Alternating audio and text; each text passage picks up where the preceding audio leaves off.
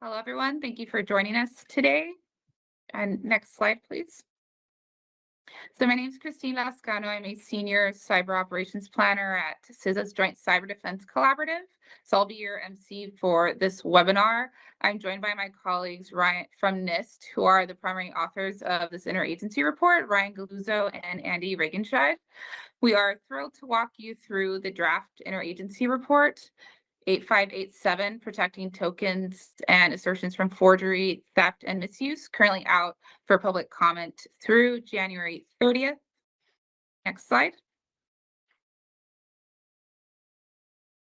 So in today's agenda, we plan to provide an overview of the interagency report, dig into the guidance content and key recommendations, followed by sharing next steps and ending with a question and answer session. Next slide. A few housekeeping items before we get started. The webinar is at TLP clear, meaning the information shared within this session and the questions also asked and answered are open to the public. If you'd like to enable live captions, you can go to the top of the Microsoft Teams webinar banner, click the More icon, then click Language and Speech, and select Show Live Captions. And as mentioned, there will be a question and answer portion at the end of the session. So we kindly ask to please hold your questions until then. You are able to drop a question by using the Q&A function, also at the top of the banner by clicking the Q&A icon. So this session, as mentioned, is intended to provide you with a deeper understanding of the directive and reasoning behind the draft report, the scope and approach to development of the guidance, the key recommendations within it, and also the desired feedback that we're seeing from the reviewers, right, as they submit written feedback. We will also conclude with next steps following the comment period and end with question and answers. So with that, I will now hand it over to my colleague, Ryan Galuzzo, to kick us off here. Next slide. People can see me now? There I am. Okay. So before I kick things off, I do want to apologize real quick. I might have to stop and cough numerous times throughout this meeting. Unfortunately, my entire family is dealing with pretty much all the viruses and recovering from them. So just an apology for any kind of pauses that I have to make through here. As indicated by Christine, I am Ryan Galuzzo. I'm the Identity Program Lead for NIST Applied Cybersecurity Division. I help kind of coordinate a number of different projects and work that we do on identity. That includes things like our digital identity guidelines, as well as the work we're doing here, and other interesting topics, including things like mobile driver's license and verifiable digital credential. But today we're here to talk about tokens. So next slide. So why are we here? I think everyone who's probably joining this call is probably well aware of the role that tokens and assertions of various different kinds play within the context of both kind of modern online and on-premise architectures and systems, as well as the cloud. They allow for scale deployments of various different components, as well as supporting, really high value and high improvement systems such as single sign-on and federation that allow for more effective and efficient use of online resources. However, we also all are pretty well aware that if you don't deploy those tokens correctly, if you don't have the correct security controls in place, they can be misused. They can result in access to sensitive information, data, applications, resources, and services. Has been illustrated by a number of different attacks that have occurred over the years. This includes things like SolarWinds, Storm 0558's attack on a number of commercial and federal agencies, as well as some things we've seen most recently, for example, with the SalesLoft drift attack that happened most recently. So we know that things like tokens and assertions are a critical part of infrastructure. They're not going to go away. They are an essential tool. What we did want to be able to do is start to provide some guidance to organizations to figure out how to better protect those and kind of allow for both the promise of things like single sign-on, federation, API access with the appropriate levels of security to support that. Next slide. So in response to some of those incidents, there was an executive order. We'll focus primarily on 14306 that was put out that directed NIST to work with our colleagues at the Department of Homeland Security, CISA, as well as the folks at GSA, to start developing guidelines for how to securely manage tokens themselves, as well as the cryptographic keys that underpin trust in the use of those tokens. The result of that effort, in addition to working with CISA on a number of different collaborations, conversations, and stakeholder engagements, was NIST IR 8587, protecting tokens and assertion from forgery, theft, and misuse. So essentially, how do we take some more detail, put some more guidance, and put some more thought into the protection of tokens with the cloud services, as well as within the context of federal information systems? Next slide. The approach that we took, I think the big thing to start with here is that this NISTer is not the first effort to put a little bit of guidance and structure out there around token protection. Probably most notably in November of 2023, we put out our first ever substantive patch to 853 revision 5. So those of you who might not be familiar, we essentially established at NIST this process of being able to add new controls to the 853 catalog in the event of incidents, breaches, or advancement of new security controls and techniques, to be able to add controls within that catalog and allow agencies and organizations to more timely deal with any threats or risks that they face. So in November 23, we added this patch 5.1.1, and this added a new identity and authentication control, IA 13, which lays out some of the initial controls that we'd like to see people put in place around the protection of tokens. I'll get into that in a little bit more detail later, but what we wanted to do is build off of that as a starting point. So take that control and take a lot of the underpinning control enhancements that go with that and add a bit more detail, a bit more guidance, a bit more direction for cloud service providers and federal agencies that use tokens and assertions within their overarching system. The scope, we really wanted to focus on, looking at specifically tokens that are used within single sign-on, federation, and API access systems. And we cover both human and non-human use cases where those tokens are applied, but really looking at it from the core perspective of those identity tokens, authorization tokens, and things like refresh tokens that all support a broader set of use cases within an agency or an organization.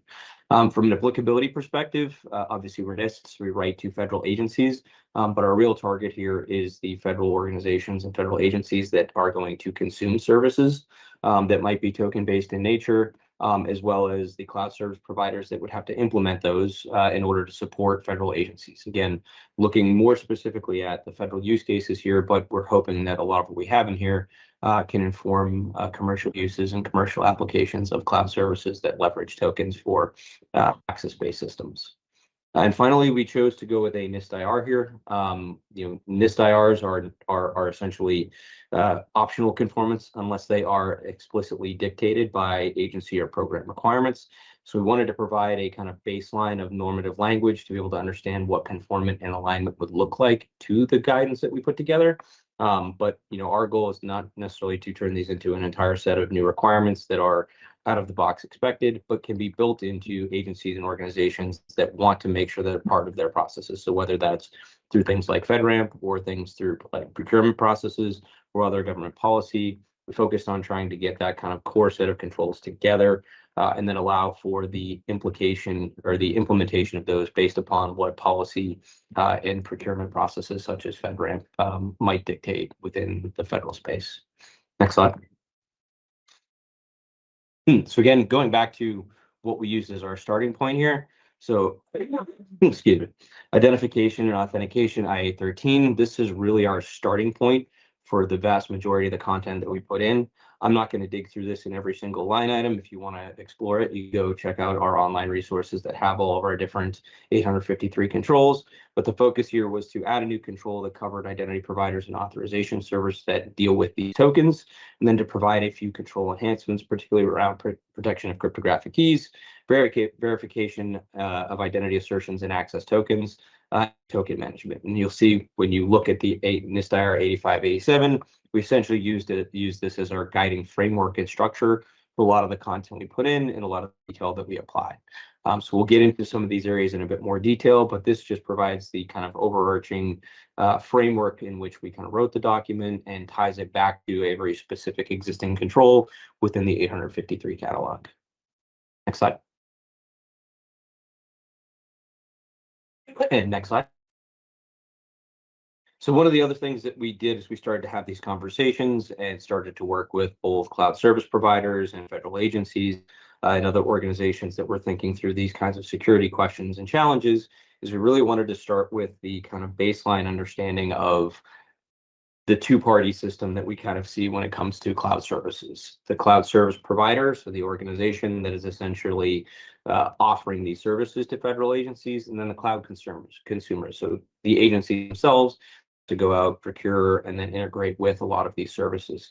And we really started to kind of gravitate around two different things that we wanted to cover within this document. One was setting a kind of set of principles by which engagement, conversation, discussion, and collaboration between those different parties could be structured and get through these here in a section, but also starting to look at what are some of the shared responsibilities and what are some of the different placements of responsibilities within a token-based structure that need to be understood by both parties when entering into some kind of an integration or agreement. We don't get into those responsibilities here. We did want to make sure at a high level we covered some of those core principles.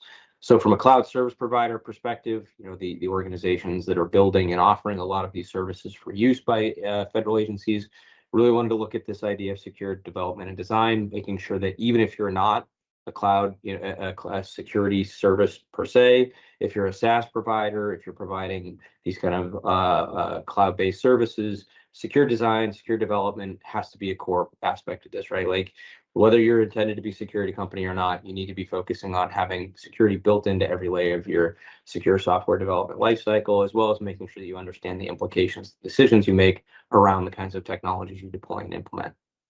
From a transparency perspective, we're really talking more here about being able to provide the necessary information to your consumers to understand, to make sure they understand how does your system function and operate, and what are the potential implications for them from a risk perspective. So knowing whether or not you have the various different kinds of tokens, how they're deployed, how they're exchanged, potentially how they're linked, so they can understand, what is it that this system introduces to me? What are the potential risks I need to be thinking about? How do I potentially tailor some of my decisions about things like controls and control selection, as well as what do I need to think about from a compensating control potentially on my side as well too, as the consuming organization. From a configurability perspective, this goes kind of hand in hand with transparency. We want to be able to understand the degree to which the consuming agencies are able to configure certain aspects of things. One of the things we noticed very clearly when we started to go through and have conversations and read into the documentation from cloud service providers is a lot of them do provide configurability that agencies might not be aware of. This can be things like, how long tokens are valid for, or, how long or how often you rotate your keys. A lot of times these things can be configurable based on certain services. So the idea here, or the ideal scenario is here, is to one, make sure that where things can be configurable, they are, and then two, making sure that the consuming organizations understand what they can do with that configuration, as well as the potential implications of making changes to that configuration. And then finally, interoperability, so being able to make sure that we are doing things in a standards-based way so that you can move, transition, communicate, or integrate with different cloud services or on-premise services in a way that requires the least amount of impact, change, or customization possible to the consuming organizations. From a cloud consumer perspective, particularly for federal agencies, we're thinking about risk assessment and control selection. So when you go in, understanding what the impacts are for your, for your baselines and what security levels you need your control systems to be at, and how do those, what controls are available to you from that cloud service provider to be able to make sure you implement those things appropriately. Tailoring kind of goes hand in hand with that configurability and transparency piece, to be able to say, I understand how this system operates, I understand what I can configure about it, and I understand that when I make these decisions about how to change or modify some of the baseline settings within the cloud service provider's offerings, what those potential impacts are going to be, and how I make sure my tailoring is appropriate. And finally, secure integration and configuration, so understanding how to make sure that you are establishing connections in a secure way with your cloud providers, and doing it in a way that is consistent and understandable for the consuming agency. And then, of course, continuous monitoring and evaluation, critical to both sides, because at the end of the day, risks and threats are going to present themselves in both different arenas, and the more information you're able to both glean from your own data and from your own monitoring tools, the better or more likely it is you're going to be able to detect a potential incident coming down the pike. Next slide. I'm going to hand over to my colleague, Andy Regenscheid, who's going to cover the tricky crypto stuff for you. Thanks. As Ryan said, I'm Andy Regenscheid. I lead the Cryptographic Technology Group at NIST, and I work with Ryan and others on our digital identity and PIV standards and guidelines. Now, NIST IR 8587 provides technical controls, implementation guidance, and recommendations for protecting cryptographic keys, verifying identity assertions and access tokens, and managing those tokens throughout their life cycle. Now, ultimately, this covers a broad scope. Cloud services vary dramatically in scale, architecture, deployment models, and agencies and customers have different use cases, security requirements, and threat environments. So as a result, there's no single way to apply this guidance across all systems. Instead, the document emphasizes a risk-based implementation, and how these controls will be applied will vary from system to system. And the IR highlights considerations, trade-offs, and enhancements that can further reduce risk depending on the environment. Now, because of the important role that cryptography plays in these systems, we'll start with key management. So at the foundation of every token-based identity system are the cryptographic keys used to sign and verify tokens and assertions. These keys are the root of trust. If an attacker gets access to them, they can forge tokens to gain access to downstream resources. And this is why key storage and isolation is a critical security control in this guidance. When a key is compromised, particularly the signing keys, many of our most important authentication and access control protections can be bypassed. Now, as I alluded to, there's no single technical implementation that is appropriate for all scenarios. Controls must be tailored to their, the architecture, environment, and sensitivity of what's being protected. So in the NISTer, we align our recommendations around key protection techniques to the system impact levels using the FISMA categories of low, moderate, and high impact. For moderate and high impact systems, the guidance requires hardware-backed storage and isolation mechanisms for keys. This can use things like dedicated hardware security modules or other embedded crypto processors like trusted platform modules, or it could use techniques that have become known as like confidential computing that isolate those keys from the from software running on that system. At these higher impact systems require hardware protection because they isolate keys from the system or server's general operating environment. This reduces the risk that the keys could be extracted or used by an attacker, and it reduces the risks that the keys could be accidentally leaked into logs, backups, or through improper key generation and distribution processes. Now, for low-impact systems, the guidance says software isolation and software techniques may be acceptable, but service providers and agencies need to understand this can bring with it increased risks and potentially reduce resilience if a compromise occurs. So next slide, please. Now, even with strong isolation, we need to be prepared for the case that compromise can happen. And that's where key usage periods and rotation come in. Key usage periods define how long a cryptographic key is allowed to be used. Shorter usage periods reduce the temporal blast radius if a key is exposed. Basically, they limit how long an attacker can abuse a compromised key. Now, again, there's no universal time frame that works across every system and environment.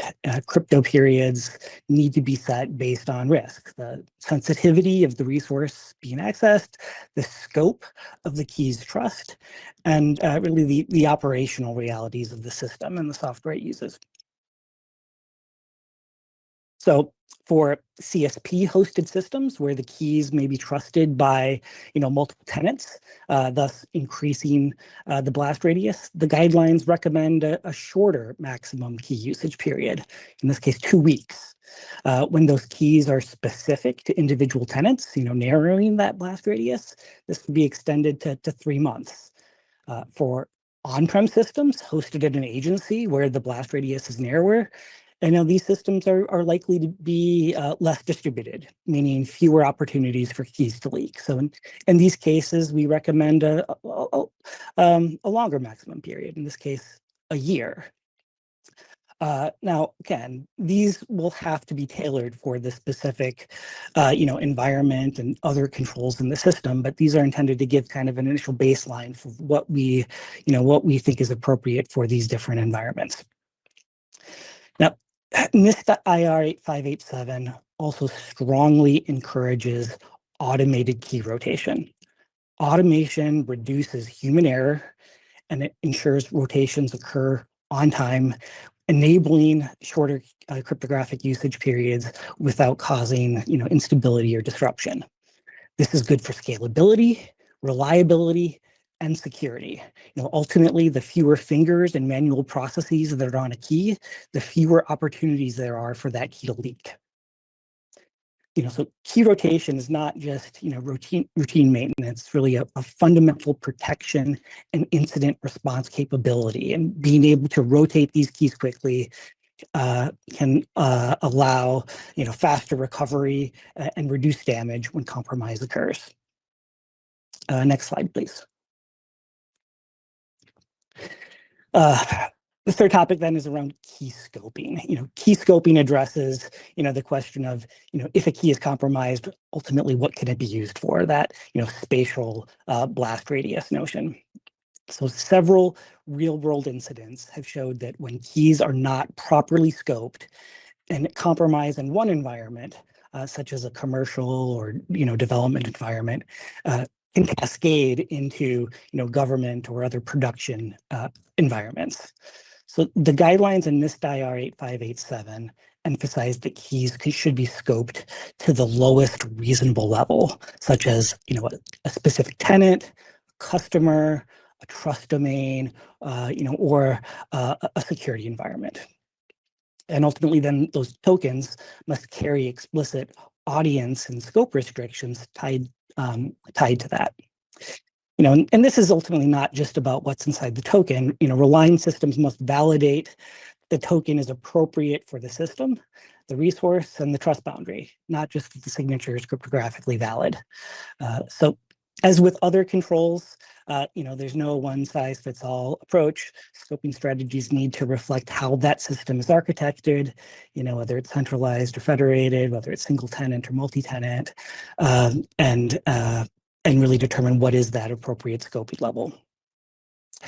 So, across storage, rotation, and scoping, the common theme here is, plan for the best, prepare for the worst, prevent incidents where possible, and contain damage when they occur.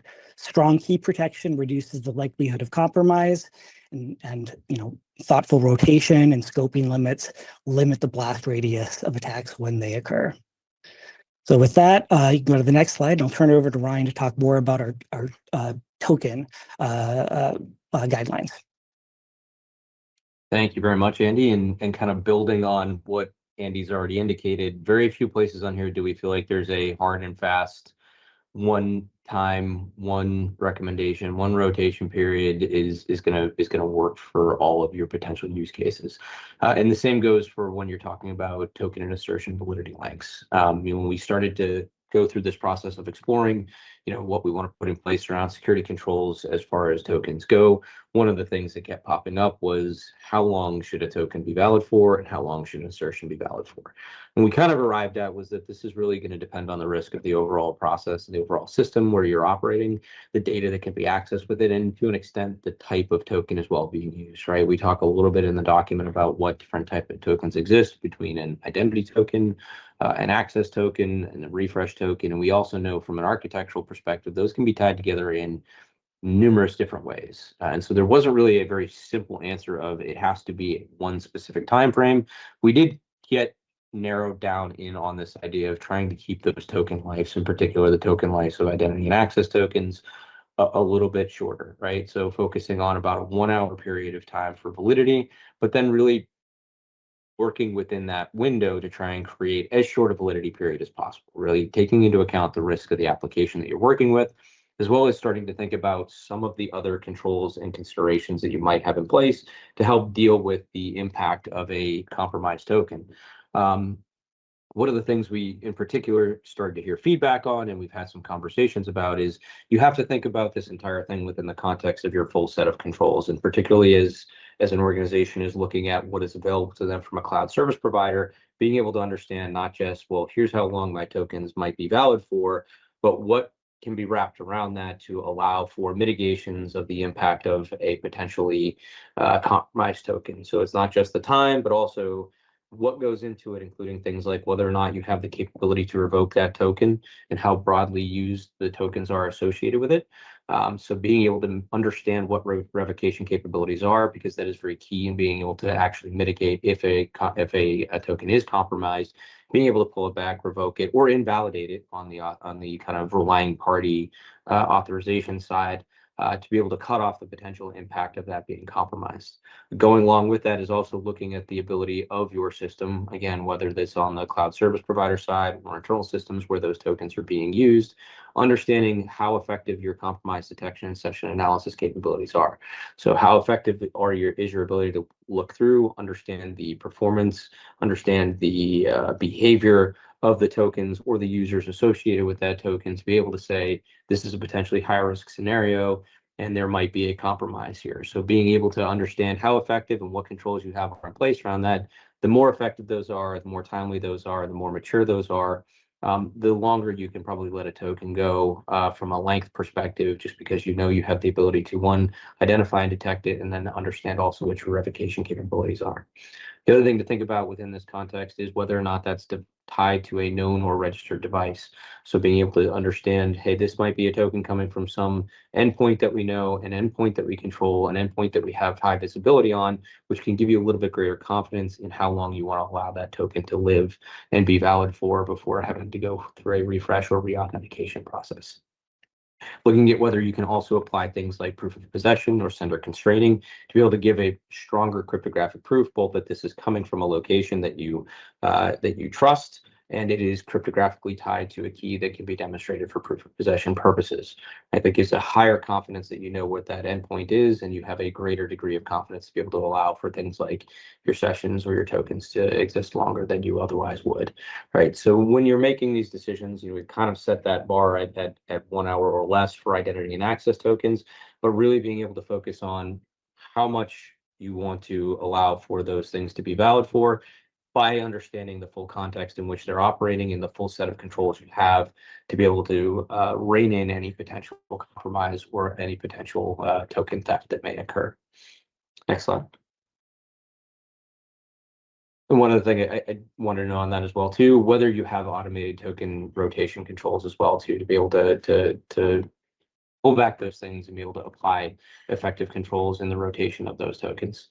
From a token assertion and revocation perspective, we're primarily looking at systems here that don't always necessarily have a centralized point for authoritative state on the tokens that are operating within their system. So when you look at those kinds of systems, when you look at how those function or operate, the ability, particularly in very large scale cloud environments, to revoke or invalidate on a dime is very challenging, right? So there has to be a bit of an assumption that some access tokens, some identity tokens may be compromised, and for at least a certain period of time may be able to use to access systems in an unauthorized manner.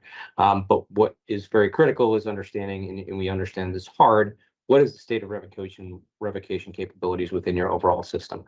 I talked a little bit about this previously, but starting to think through what can be done from a revocation perspective, what is offered by your cloud service provider. Some have different capabilities, from understanding and revoking the token itself to being able to offer the granular authorization and access control systems on the other side that can allow for invalidation of tokens, as well as the core and centralized identity management that might allow for specific tokens associated with a single user to be kind of invalidated or revoked in batch. But the bottom line is token revocation is an extremely difficult aspect of what you have to deal with in these major and distributed systems. So what we're really focusing on here is understanding what those revocation capabilities are, how they play into the security of your overall system, and then being able to make decisions about your deployments within that context of having a strong understanding of revocation status.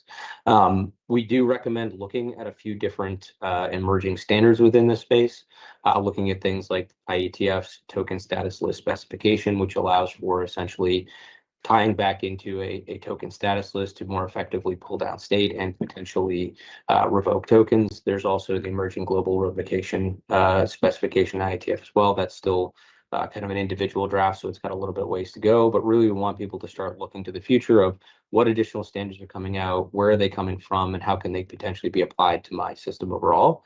The other thing that we want to make sure that we look at here as well too is emerging frameworks around things like the shared signals framework, right? This is built around existing kind of OAuth and OpenID Connect capabilities to be able to provide consumable shared signals that can indicate things exactly like account compromise or potentially token revocation situations.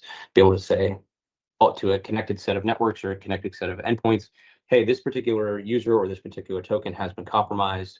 Please go ahead and take an action to potentially revoke those tokens or revoke their access to be able to limit the blast radius of a potentially compromised token. Next slide. So a few additional recommendations that we also make within the context of the document, and these don't fall neatly under the structure, I don't think, of kind of the IA13 that we started with, but we want people to be thinking about session monitoring and analysis capabilities. So the ability to actually look at how tokens are being used across your enterprise for individual users, more broadly for your overall network, and be able to understand and identify what are the indicators of potential compromise. How do I take action on those, and how can I build in place automated services and capabilities to be able to determine when something has been compromised and be able to take action on that token as quickly as possible.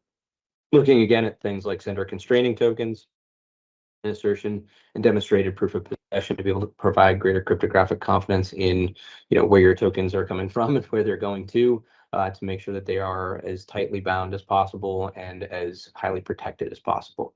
Again, most of those are still in the early days of availability, but looking to the future as you start to think to designing, deploying, implementing, integrating, or procuring new systems, start to think about where these are viable within your use cases as an organization, both as a consumer and as an organization that might be offering cloud services to agencies. Looking at the OIDF shared signal specification and continuous access and evaluation profile, also known as CAPE, how can this work within your single sign-on environment to be able to signal across your connected applications to be able to take an action in the event of a compromise, as well as how does it fit within an overall federated environment where you might be working between cloud services, you might be working between agencies or organizations to be able to signal to that organization or that agency when a potential compromise may have occurred to tokens or to identities that are used in multiple different places. From a secure integration practices perspective, we wanted to be able to lay out some things and some thoughts that would provide the kind of consuming organizations some parameters to think about as they start to work through how to put in place best practices around the integration side, looking at things like templates and design patterns to be able to more rapidly and effectively understand, evaluate, and potentially implement cloud services or consume cloud services, looking at things like interoperability profiles to make sure that when you go consume or you go work with a cloud service provider, they don't just know, hey, you're using OAuth, or they don't just know, hey, you're using OpenID Connect, but they're using essentially a specific flavor for interoperability purposes to make sure that you have the ability to connect and engage and transition different capabilities between either cloud service providers or integrated and connected partners. Looking at your tailored mitigations, so being able to really evaluate and understand, what are my impact levels, what are my system categorizations, and how do my decisions about who to integrate with from a cloud service provider perspective or control perspective on my own kind of on-premise infrastructure to be able to make sure I'm tailoring things appropriately and configuring things appropriately with these cloud services to meet what I've identified as my security posture. Potential endpoint restrictions, so looking at how to make sure you identify all the different components that might be connecting with your cloud service providers, as well as connecting within your cloud service providers, as well as how those connect back to your kind of endpoint infrastructure, or your on-premise infrastructure on the agency side. Putting in place routine testing and evaluation to understand what how effectively everything's performing in an overall perspective. Putting in place automated compliance wherever possible to help streamline the ability to understand how you meet all of your mitigations and any potential tailored mitigations, and then really working to continuously educate and evaluate how effective your engagement is, both with your kind of design and on-premise teams and your security teams. Make sure they understand these kind of broader threats and kept up to speed on how token management, but also security integrations overall are going with your cloud service providers. Next slide. A note on AI agents. We've already started to get a pretty solid stream of feedback on the guidelines themselves. And one of the themes we've started to hear is, hey, this needs to be focused on AI agents and dealing with some of the challenges that AI agents integrate or bring to the table when it comes to, both identity, authentication, and authorization scenarios. And while we do believe that there are certain aspects of this that will play into agentic scenarios, things like tokens can be used in those scenarios, assertions, and how you deal with the API integrations that you have with agents are all things that, there's value in the guidelines we've provided here. What we did want to essentially lay out was that there's a lot more that agents bring to the equation from a scale perspective, from a risk perspective, thinking about things like delegation and binding between a human and an agent to make sure that you have accountability, and looking at things like human in the loop scenarios that need to be deployed for agentic action. There's far more that needs to be done and far more work that needs to be done to evaluate and understand and apply appropriate controls to say that we can address all of that within the context of this particular document. And so we want to make sure that we, one, acknowledge, yes, there are some things within the context of this document that can help as a starting point for managing agentic access. But at the end of the day, there are far more security and risk considerations that need to be well understood to make this essentially an agentic document. So we wanted to make sure that everyone was aware and understood that we were hearing that guidance and hearing that feedback from the community, but also aware that this is something that we're tracking and understand, and we intend to take some action on. NIST and CISA both have efforts going on in this way. We're looking right now at potentially a National Cybersecurity Center of Excellence project around dealing with the management of AI agents, and specifically from a authentication and authorization and access control perspective. So while yes, there needs to be very robust guidance on this, this is only kind of a starting point, and there needs to be something very more specific and well structured and focused on the kind of full spectrum of risks that can be posed by agentic deployments. So this will not be an agentic document, but there is more coming that will be a bit more tailored, a bit more focused on solving what is a much broader problem than just kind of token management. Next slide.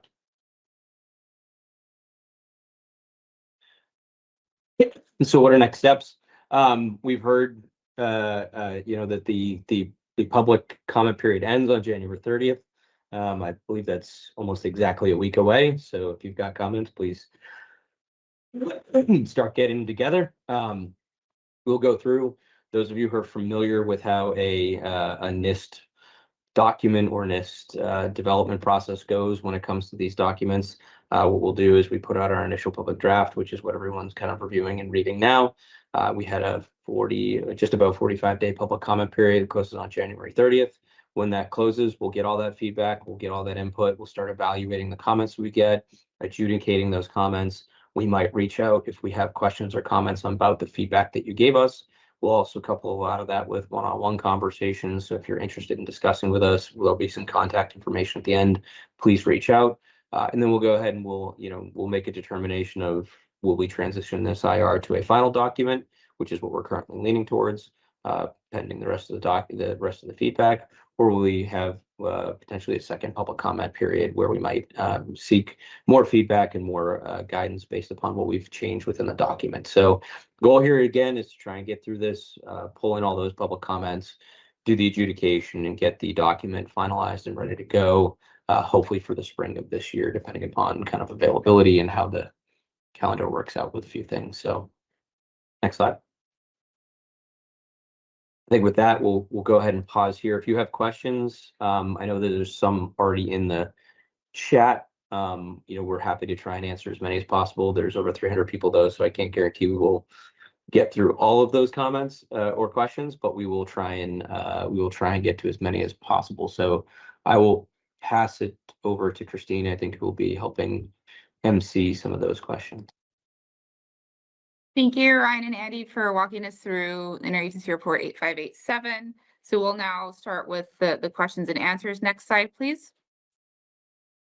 Okay, so as a reminder, please use the Q&A function. Please drop your question and we will do our best to get to all of them. So thank you for those that are joining on Microsoft Teams and LinkedIn Live. So throughout the presentation, we've gathered a few from both environments. So we'll start off with one from this chat, which is, do these key notation timeframes also apply to keys used for TLS certificates? I'll take that. So the web PKI and TLS certificates, that's not the focus of this document, but certainly the guidelines do acknowledge the important role that those play in the security of this basically ecosystem. And the specific timeframes that we identify in the guidance aren't intended to directly apply to TLS certificates, but these concepts of limiting the lifetime of key usage periods and automatic rotation, those concepts do apply and they are important. So we do in particular recommend the use of automated certificate management processes for those web PKI certificates that are used within these systems in order to reduce those key usage periods and to be able to more quickly recover from incidents when they occur.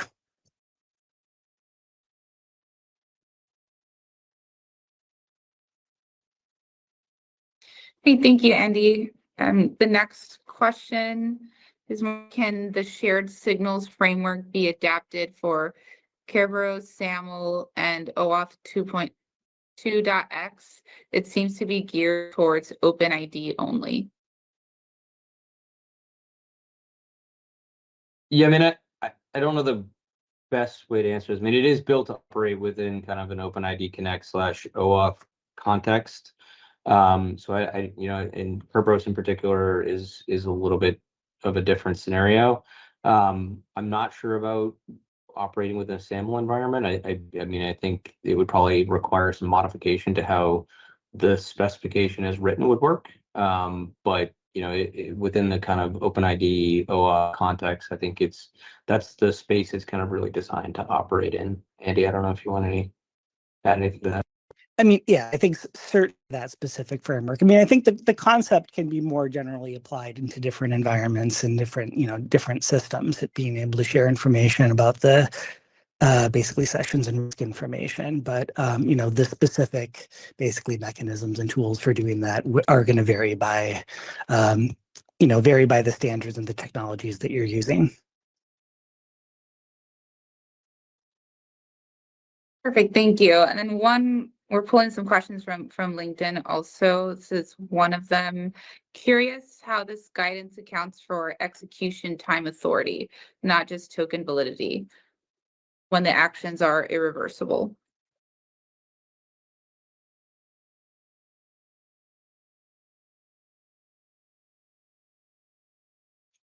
I mean, I think that's ultimately going to be part of essentially the set of access control and policy decisions that'll have to be made by these systems, and that's something that should sort of follow a similar model conceptually to the token lifetimes. But there could be some variation between those two.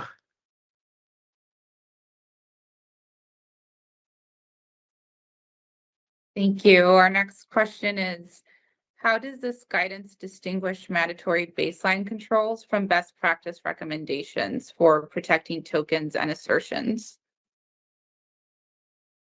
Sorry, can you say that one more time? How does this guidance distinguish mandatory baseline controls from best practice recommendations for protecting tokens and assertions? And it's a two-part question. It says, how should organizations evaluate risk and compliance when full adoption is constrained by legacy systems or operational realities? So that's a great question. I think what we've tried to do within the context of this document is focus on a somewhat normative set of statements, right? Like we use the term must, where we think this is kind of a baseline thing that you must be doing. And we do recommendations from a should. So we would say kind of the must or the baseline, and the should are the recommendations for if you're capable of doing this, it's something that probably should be done. Now, I think one of the things we should caveat with all of these technology conversations, period, is that sometimes legacy systems are going to be constrained in what you can and cannot deploy. And accepting risk and mitigating risk to the greatest degree possible is always a viable option within a risk management scenario. So if you have a legacy system that does not support the use of things like shared signals, or cannot support revocation in a timely manner, or can't support certain token restrictions or assertion restrictions, those are just practical operational realities. And I think the most important thing is to evaluate each one of those potential risks on those legacy systems and make a determination of how you can apply, if you can apply compensating controls that can help address that, right? So maybe potentially restricting the type of access, the type of actions, the type of technology that you can use, or finding other ways to deal with some of those risks, like placing it behind maybe an enterprise IDP that's able to do translation or something like that to support more constraint on the actual system. So I think there's a number of ways you could do it. I think the big question is, how do you deal with that risk, and what tools do you have available at your disposal to handle the challenges associated with legacy systems?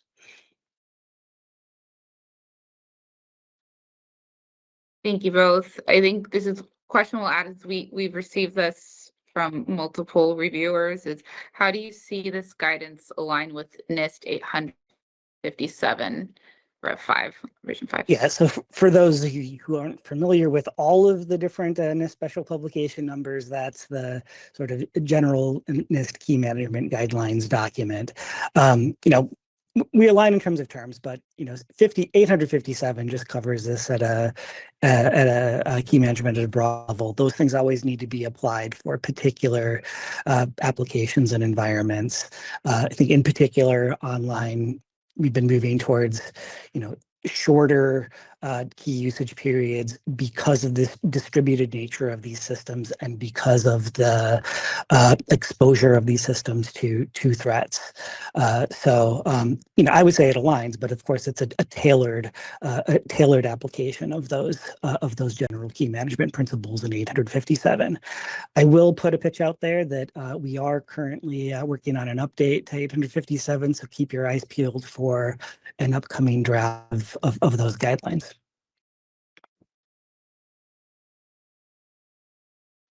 Thank you, Andy. So this is another question I think we get fairly frequently. But have you addressed what changes will be needed for quantum?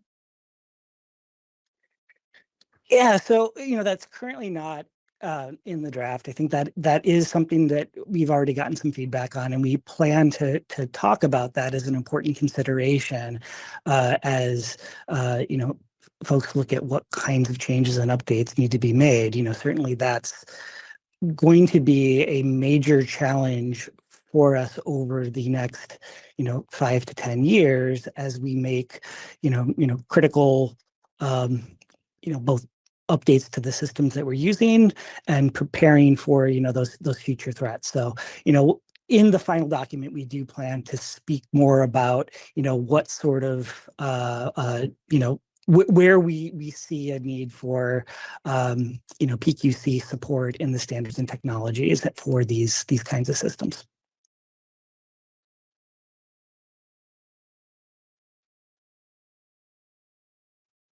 Thank you for clarifying that, Andy. I just wanted to raise, since we have seen a few of the same questions from others, so it's good for the group. Another question from our LinkedIn in live viewers is what events could trigger revocation, like password reset, user disabled, risky sign-in, device non-compliant, assuming your vendor has the ability to detect and are licensed properly. I mean, I think CAPE describes three, including kind of a token revocation scenario, password reset. I can't actually remember what the other one is off the top of my head. Hopefully Andy can save me here. But I think it's also an extensible framework, right? So you can potentially look at how you might want to deploy other things that are more specifically aligned to whatever your kind of specific context is. So, CAPE is a specific profile for what they've developed there, but I think within the context of the shared signals framework, or not even necessarily shared signals framework, but other means of sharing information, you could certainly set up specific triggers that might result in sending some kind of a signal to execute a revocation. And again, I think that'll depend on what kind of data sources you have, what kind of monitoring you have in place, and what kind of signals you're able to provide that could potentially be used to do those, right? Right. And, ultimately, as you said, this both CAPE itself is an extensible framework, but the concept applies more broadly than that. I think looking at any time there's some, credential change, a device change, or a risk change within, for that, session or for that user may dictate or drive a need to, revoke the tokens if you're not confident in the security of those sessions. Perfect, thank you. Another question from LinkedIn is, for the key rotation timeframes, like 2 weeks, 3 months, 1 year, what's the main risk you're bounding? Key compromise dwell time, operational drift, multi-tenant blast radius, or something else? And how should agencies adjust those numbers based on system impact levels? Yeah, so I mean, a lot of it comes down to a combination of dwell time, and as well as time goes on, those kinds of keys tend to be there's a greater risk that they'll leak or move to systems that aren't being properly managed. So basically, the risk increases as the lifetime of those keys increases. I mean, again, those are recommendations because it really does depend on a lot of the specifics with the scenario. You have to look at what kinds of controls you have in place for the protection of those keys, what your ability is to say detect a compromise and then roll over to new keys, and again consider the FIPS category and sensitivity level and impact level of the system that's being accessed. So unfortunately, there's not really going to be a clear answer for even a general category of systems. It's really going to have to be something that you look at the specifics of your your implementation and your risks to determine what's appropriate.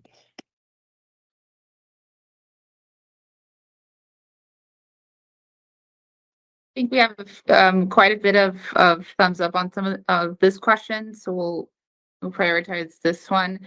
The question is, for compliance, should Interagency Report 8587 be read as interpretive guidance later on top of NIST SP 857, or as a stronger recommendation in this area? It's a similar question of like, which one is a stronger recommendation, and how do these like basically interact with one another?